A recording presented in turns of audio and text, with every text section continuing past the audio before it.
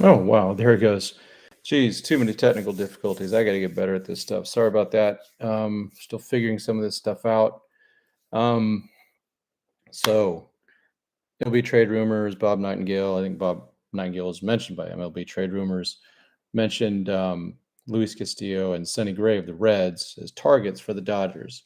Um, Current Dodger rotation, as of right now, would be Walker Bueller and Julio Urias. Those are the two that I trust. Then we go Tony Gonsolin, and I got the new guy, the Andrew Heaney, and then we go to some young guys like Andre Jackson and Mitchell White, and then you got the list of some of the top prospects that is Ryan Pepio ready, Bobby Miller, guys like that.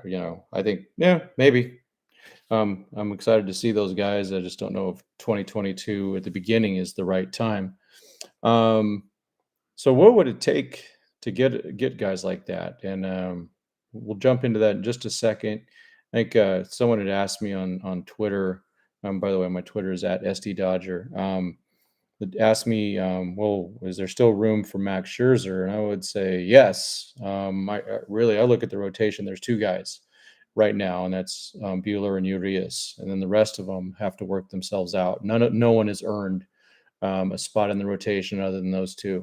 If Kershaw signs, we don't know how injured he is. I think with Kershaw, you have to, no matter what, if they sign him and he starts healthy, I think that we assume that he is going to give us half a season. That's just the way it is.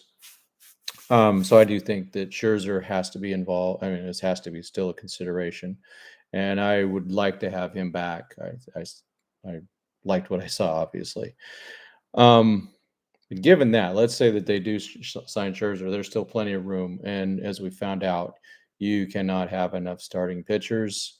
In my opinion, that was the biggest problem in the playoffs is they ran out.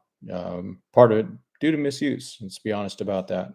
Not pleased with the way some of that stuff went down during the playoffs. Yeah, moving on, trying to move on still. So in order to get let's take Sonny Gray first because he only has one more year on his contract. He's a little bit older than Castillo, and I think Castillo is a better pitcher. So I'd put Gray as a number 4 or 5 with as I look at it for the Dodgers rotation. Some would say he's probably a 3, but let's see if we can get him first. Um, I would not give up a top 10 prospect to get Sonny Gray for 1 year Sonny Gray. But I think you could put a couple together. The Dodgers have had good success trading with the Reds in the past. We had the whole big old Josiah Gray, Jeter Downs, Homer Bailey trade for what Puig and Alex Wood, Matt Kemp, and then the one guy that's lasted the longest on their respective team is Kyle Farmer, who's plays for the Reds a lot now, and that's cool for him. But that was a big contract swap, and so the Reds might have some guys they want to get rid of in terms like a guy like Mike Moustakas. Not sure if he's a fit for the Dodgers. He had a rough year last year with a lot of injuries, and he is 33. The Dodgers have David Price as somebody out there that maybe they would want to move as a big contract.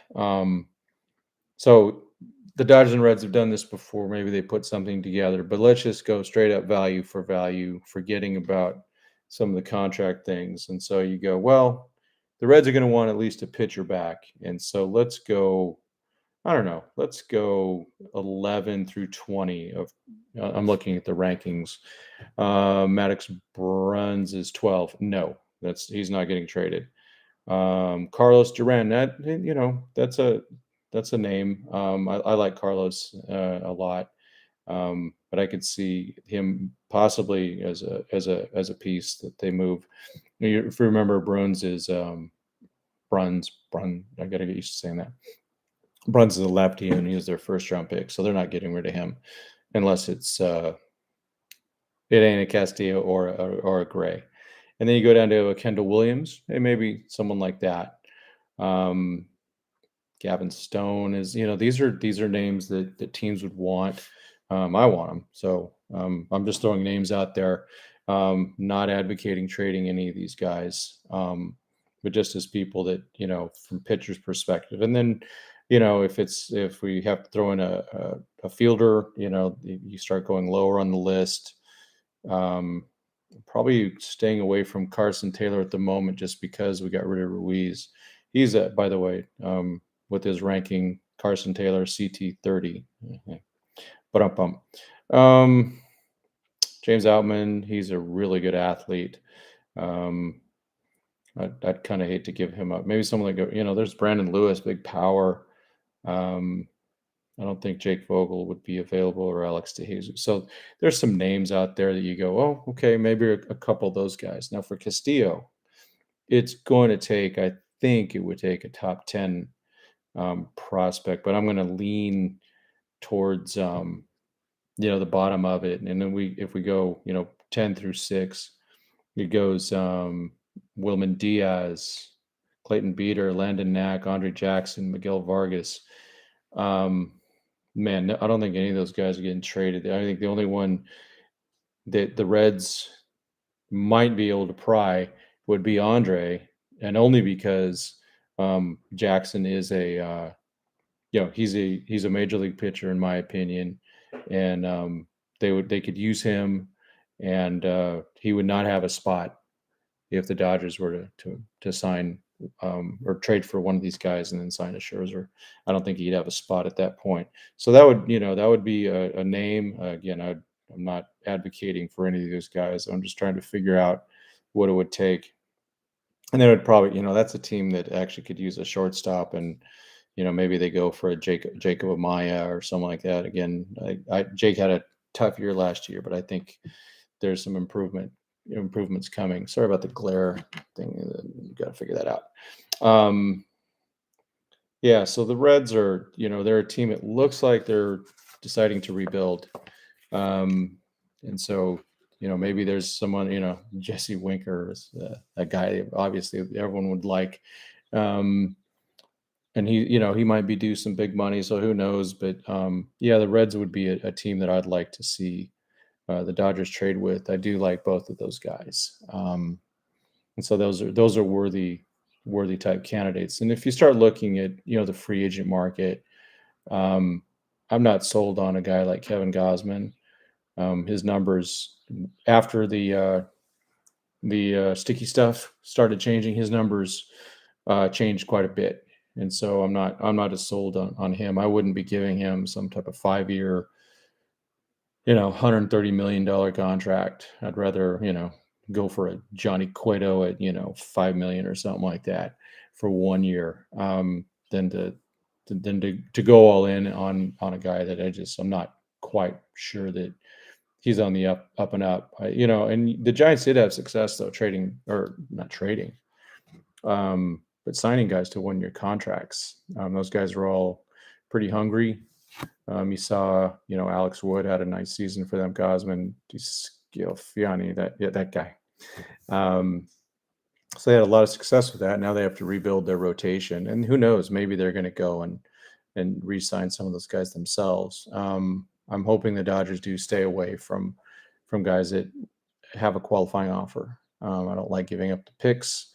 If they're going to do that, it's got to be for a star. The Dodgers have, if they lose Seager, they get picks back. But if they, were to sign a guy, they're going to lose, I think, their second pick, and that's pretty hefty. And when they sign somebody, if someone signs Seager, they get like maybe a fourth or fifth or something like. They only get a couple lower picks, so it's kind of a weird system. And there's a reason that there might be a lockout with the CBA, just because it's so jacked up, where the incentive to sign a player is taken away. I mean, you lose a guy like Seager and you get worse draft picks than if I'm not going to, if we were to sign Correa. We're not doing that. I even wrote an article about it, but at DodgersNation.com. But we would, lose like a second pick and then gain a third and fifth or something like that. I should do an article on that compensation. But it's crazy. And so there's disincentive for teams to sign.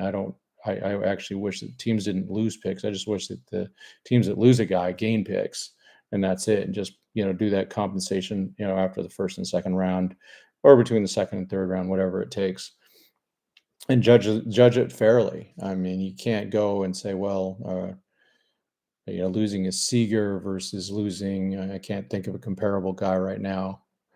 Um, but let's just say that Baez had a qualifying offer on him, which he doesn't. But if he did, it's like Seager's a way better player than Baez is. Javi Baez. So I don't want to see things like that get in the way. But with the Dodgers, and they still have we still have the redacted one that is that's out there, and it's still the property. We don't, or not. Sorry to use that term. He's on the roster, but he's also, we're still waiting to hear if he's going to be suspended. I don't think he plays for the Dodgers again. That's just a feeling. I have no facts, just a feeling. If I had facts, I'd let you know, but I don't. Yeah, so I don't see that happening. And so that's again, the rotation is impacted by his behavior from last year still, not knowing what's going on. And the Dodgers, it's a lot of money for that guy. I think it's 32 to 34 million. I think it's 34 million cap hit, or luxury tax hit on him. So they can't just they won't. They can't. They just won't. They're not going to go and just dump that money and leave a 34 million wasted space this year and next year. They already wasted it last year and are going to pay for it in money because of what they ended up having to do with Scherzer and Trey Turner and all that. So, who do you want? Me, I'll take either one of them. I just always hate the cost of prospects. I still hate the fact that they had to give up so much to get Scherzer and Turner, but I'd do that again. And that was the right move from a baseball perspective, and so that's why they get paid the big bucks. They don't need to have a heart.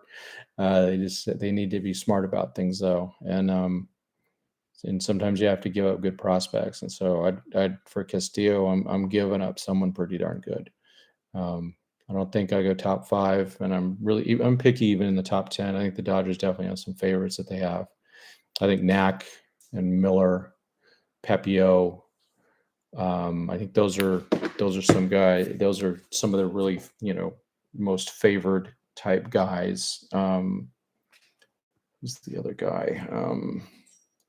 Beater also. Yeah, those guys are. I think those are top of the list, and then they're not giving up Cartaya. That's just not happening. Michael Bush is clearly highly ranked, highly favored, and then Miguel Vargas, Andy Paez. Those, I don't know what they really think of them. I mean, they tried to trade Andy a couple years ago in the whole Jock Peterson, Ross Stripling trade that didn't happen. Thank goodness. So I don't know. Maybe they don't think as much of him as us prospect huggers do. So that's it. Again, still in the middle of moving. So that's why everything's kind of a little off. Sorry about that. I'll try to do better, but I will talk to you soon. Thank you again for following along, and if you can, please subscribe, like, all that good stuff that we beg for on YouTube. Thank you. Bye bye.